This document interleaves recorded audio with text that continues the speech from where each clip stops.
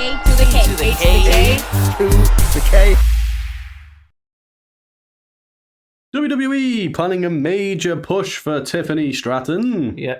Stratton. Love it. CM Punk returning at WrestleMania, maybe. Mike Santana gone from AEW. What? Vince McMahon sells over 5 million shares of TKO stock. Paul Heyman revealed as the first inductee to the 2024 WWE Hall of Fame. Interesting. Mick Foley set to compete in a death match, Carl. What? Anthony, when's all this coming up? Right freaking now. Oh, Foley to the death match right freaking now. Right freaking now, Carl. I thought we'd start off by talking about a bit, dedicate a bit of time to Tiffy time, you know what I'm saying? Damn right. Because, the love is there. Game recognised game. Yeah, game recognised game. So thanks for the shout out to Tiffany. We appreciate it. So we thought we'd turn the favour because WWE are bloody loving Tiffany at the moment. Yeah. So hell of a debut. Is that the right term? I don't know if it was a first match on the main roster, but that's what made me go. Is it debut? Premium live event debut. Okay. For sure. Hell of a pilly. She had a hell of a pilly. Because she absolutely killed it in Elimination Chamber. The fans absolutely loved her. As we discussed on the reactions, they got so behind her that they ended up being like, "What?" when she got pinned, and it's like, damn. Exactly. I mean, I know I'm biased because I love Liv. You do have a bias, but everyone booed Liv when she pinned her. It hurt, but also you can kind of. I don't think it was a Liv thing. I think they were so behind her that if just her getting pinned and out of the match was just shocking to them and upsetting. I think and no disrespect to Bron Breakker, because obviously he's also a genetic freak. And I'm sure his mask is just as good as his uncle's as well. But, right, the two very similar kind of standouts. They've both come up through NXT. They've both got an absolute rocket strapped to them. But with Bron, he's just like, I'm going to yell and beat people in 3-minute squash matches. That Tiff's got a personality. Yeah, that could be it, Might be. But yeah, Tiffany's just she's definitely got future star potential. And WWE realised that to the point where, based on their reactions, I think word has it that they're going to kind of try and unlock that sooner than what they originally were going to. Nice. So, obviously, we know WrestleMania, she's not going to be involved in any of the title matches as it stands, because we've got Rhea versus Becky, we've got Io versus Bayley. But where does she fit into this picture? That's the question. Because you've got a couple of women like Liv, like Nia Jax, like Jade, on the Raw side of things, who, assuming Jade's with Raw, well, that's where we see her most, who haven't got any plans. And on SmackDown, you got Bianca Belair. You think now, for me, could be a good banger. That's match, what I would do. Fair, if they don't go with some kind of multi-woman match, and I'm guessing if Jade's going to be there, she'll either be in a multi-woman match, so she's not exposed, or they'll put her against someone like Nia Jax and make it a big spectacle. Which leaves Tiffany and Bianca, which could tear the fucking house down, let's be honest. Yeah. If they did a multi-woman match, though, they've got a bit of a danger here, haven't they? Because Jade obviously deserves the respect. And they'll probably want to put the respect on Jade. Mm-hmm. But then are people going to be in uproar again if Tiff's just sort of fed to the multi-woman match and doesn't take the win? Well, yeah. Difficult, isn't it? I mean, to be fair, she might take the win. If you think of Jade, she made a debut in the Rumble, she got eliminated. True. So if shenanigans ensue... If you keep having her appear on pay-per-views and losing. Yeah, well, tough stuff. That is the challenge. Then, the same can be said about, a lot at the minute, Tiffany. Naomi just come back. Big fanfare. Yeah, I mean, a lot of people were pissed off over the Naomi thing, weren't they? Because, they've even cut her entrance, and it's like, oh, yeah, welcome back. That's it. Cut her entrance, just in the ring, and then, but people weren't that bothered about the fact that Tiffany beat her. So, swings and roundabouts, I guess. But I made up for it. If there's anyone who has come up from developmental to the main roster, and where you just think they're going to make it and it's going to be soon. Who else can you think of who's come up like that? Fair point. So, she got the Ken Anderson seal of approval. She certainly does. And obviously, Ken Anderson's got our seal of approval. And so by proxy and by her skills, she's got our seal of approval too. And and she shared our stuff, which is cool. She didn't have to do that. Just a cool person. She didn't have to do that, but she did. So we've got a lot of time, a lot of Tiffany time for Tiffany Stratton. So... yeah, it appears WWE does too, and it appears we're going to be seeing it in the main event picture sooner rather than later. Nice. Speaking of people we're going to see in the main event picture sooner rather than later, not this guy. So, a bit of a vague one, this one, but Fightful have suggested that, and from recent reports, that CM Punk will be involved in WrestleMania 40 in some capacity, Carl. And that is because no one's really sure on the status of his injury and whether he's going to be ring ready. But WWE definitely want to capitalise on Mr. Personality over here. It sounded sarky. I genuinely meant it. He's got a lot of personality. It's similar to when they did the shit. What was it? You know, the thing with The Rock and Cody slapped each other or whatever. Oh yeah. What was that called? Yeah. It wasn't a media call. The thing. Oh, like the press event. The thing. The kickoff. The thing. WrestleMania kickoff. What was it called? Yeah, and he was heavily involved in that because he is fantastic on the mic. So we don't know what capacity he's going to be involved, but it seems like a very sensible move to have him involved in WrestleMania in some way. Well, yeah. He's going to host it. He's going to host it, Con. You've got CM Punk on your roster. They're talking about it being the biggest WrestleMania of all time. So you've got to have him there in some capacity. So whether he does host it, if he's, maybe you can't wrestle a match, but can he be a special ref? Can he insert him into Seth versus Drew last minute? Oh, Drew won't be happy with that. Exactly. So the stuff that he can definitely do, I think it makes sense. And I think there's more as well who we're probably going to see. Hulk Hogan, probably going to be there. Is he allowed back yet? I thought they were hyping him up for like whatever many years of Hulkamania, weren't they? So fair enough. Yeah. There's that. Austin, probably around Cena if he can make it. So yeah, I think he'll be involved in some capacity if he possibly can. I'd hope they're not just going to put him on like the pre-show thing because they did that with the media event, didn't they? And it was like him, Big E, and people. So you'd imagine he'd get either time in the ring or he'd be involved in some capacity. So yeah, be pretty cool though. Indeed, he'll make Mania even if he can't wrestle. That's it.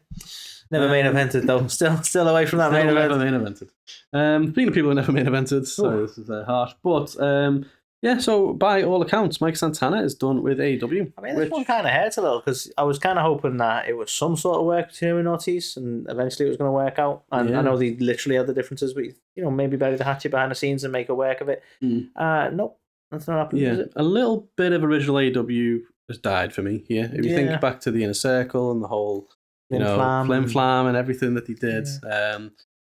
When Proud and Powerful kind of disbanded and Santana and Ortiz went their separate ways, I was kind of like, right, okay.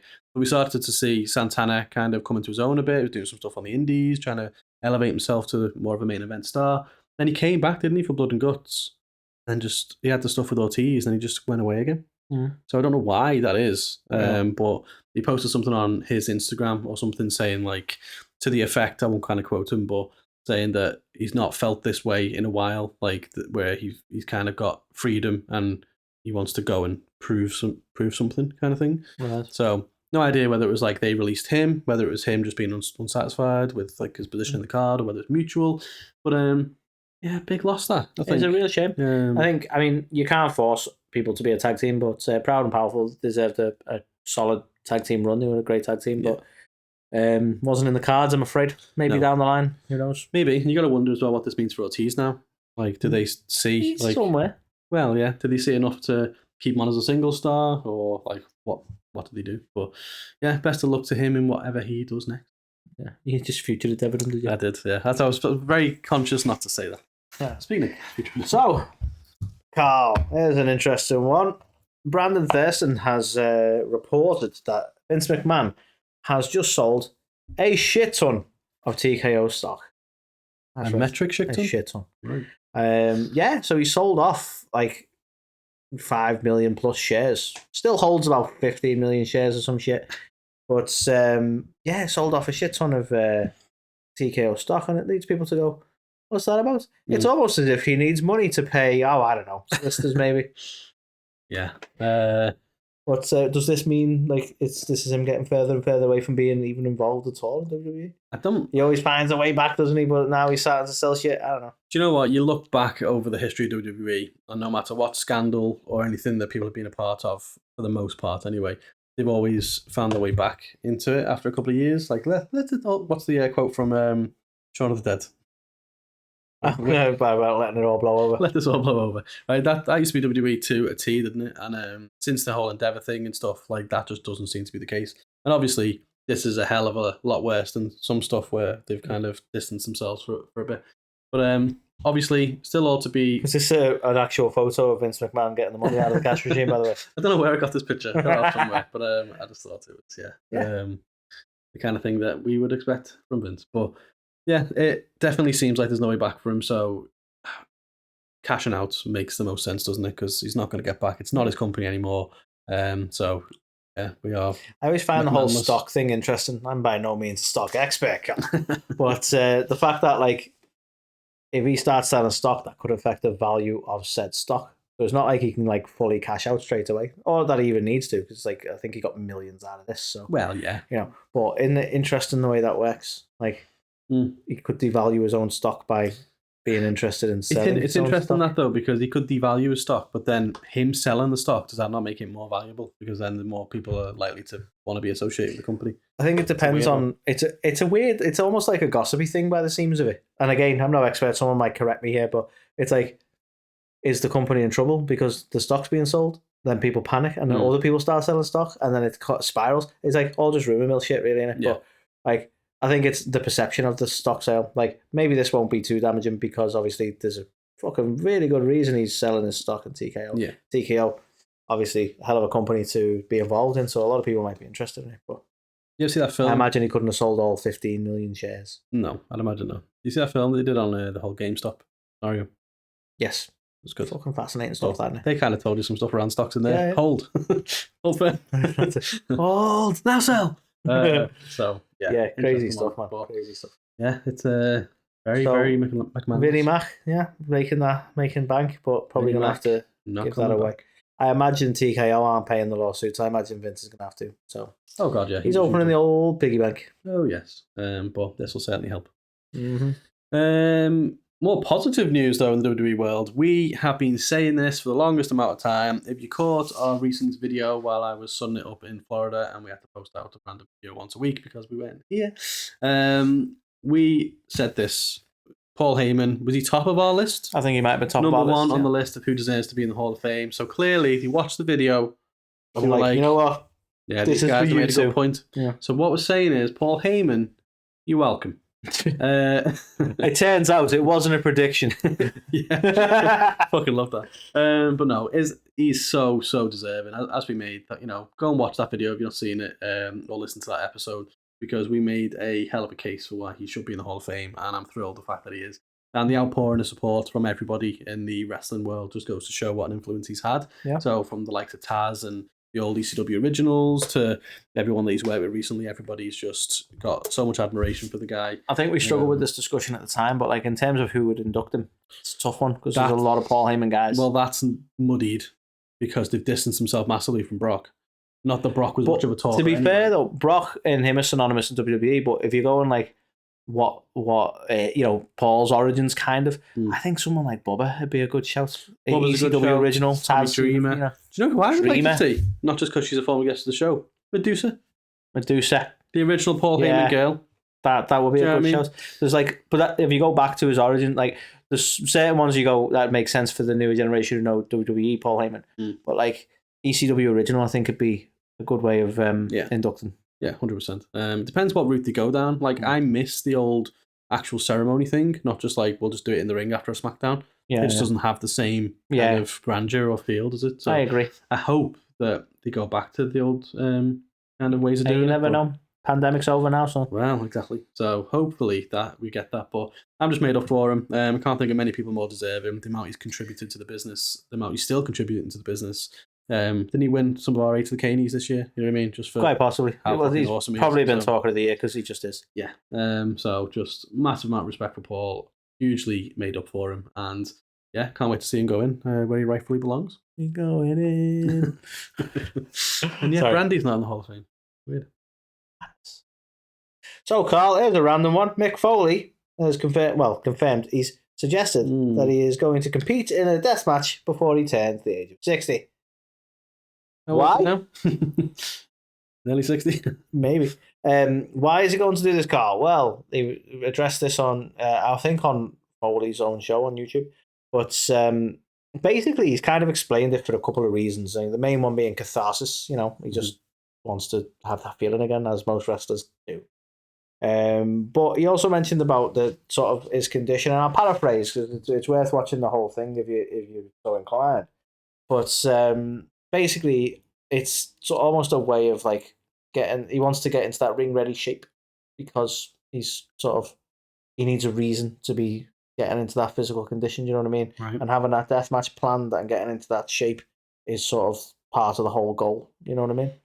Which is an interesting, motivation. So I'm going to compete at deathmatch so I'll get in shape. It's just insane to me. But you know, whatever works for. I want to be in the best shape of my life when I die. But you know what? At the end of the day, you got Ric Flair still in a ring in AEW. Why the fuck not, Mick? I mean, deathmatch may be a bit much, but fuck it, you're Mick Foley. He is Mick Foley, and you know, if he can do it, he can make it through, and he can retire in the way that he wants to. Then, you know, absolutely fair play. I hope it doesn't turn into the whole Terry Funk situation though, where it's like, and now I just want another deathmatch, and it just goes on and on. Like, if this is gonna be it, and he wants to do it, and it turns out fine, then it must be hard, like, especially like for me anyway. Seeing Sting's retirement quite recently, it makes you go, there's a lot of wrestlers who didn't like get to retire. Do you know what I mean? Like, they just kind of stopped because they had to for whatever reason. And Mick Foley feels like one of them where I don't recall him ever really having a retirement or a farewell or a final match or anything like that.